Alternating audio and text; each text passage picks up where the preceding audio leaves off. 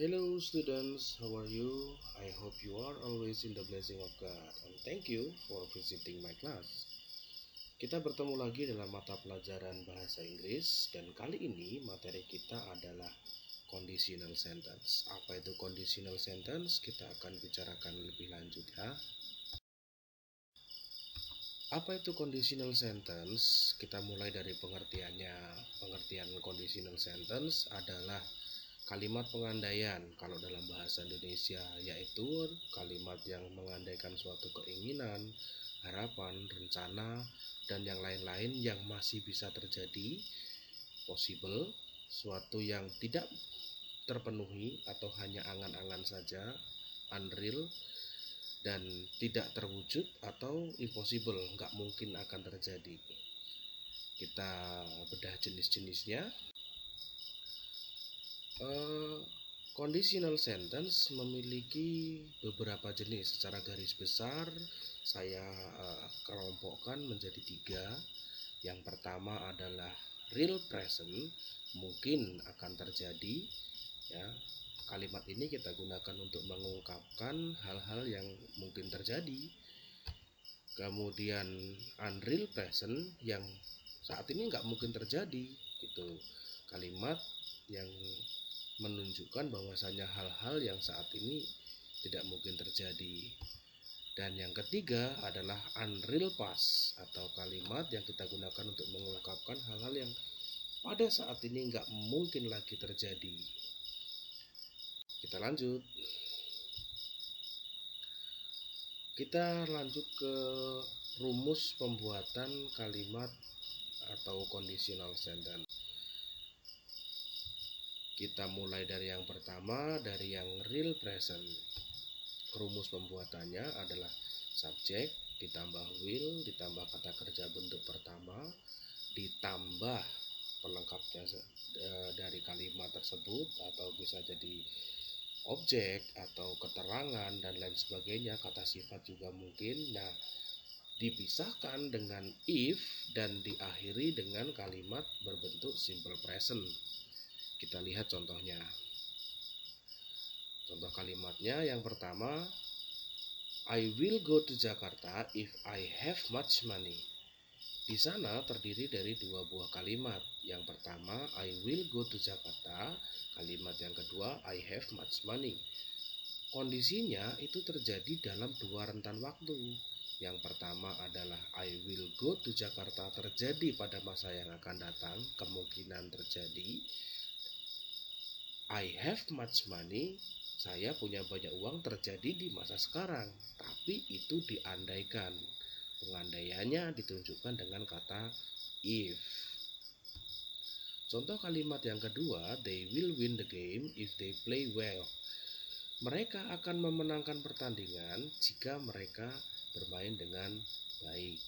Jadi ada 2 kalimat. Kalimat yang pertama akan terjadi, mungkin terjadi, yaitu they will win the game, diandaikan dengan syaratnya they play well, pada saat ini mereka bermain dengan baik. Kalimat yang ketiga, you will pass the exam if you study hard. Kamu akan lulus ujian jika kamu belajar dengan keras. Kemungkinan terjadi pada kalimat pertama jika syaratnya terpenuhi di kalimat kedua. Pengandaiannya di kalimat pertama, syaratnya terjadi pada kalimat kedua setelah if.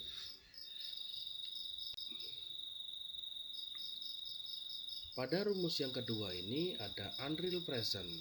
Rumusnya adalah subjek ditambah would ditambah kata kerja pertama ditambah pelengkap dari kalimat tersebut dipisahkan oleh will. Nah, perbedaannya ada di sini. Kalimat unreal present, kalimat belakangnya, kalimat syaratnya terjadi di pada masa lampau, dan kata will kita ganti menjadi would. Kita lihat pada contoh kalimatnya. Contoh kalimat yang pertama, I would go to Jakarta if I had much money. Saya akan pergi ke Jakarta jika saya punya banyak uang.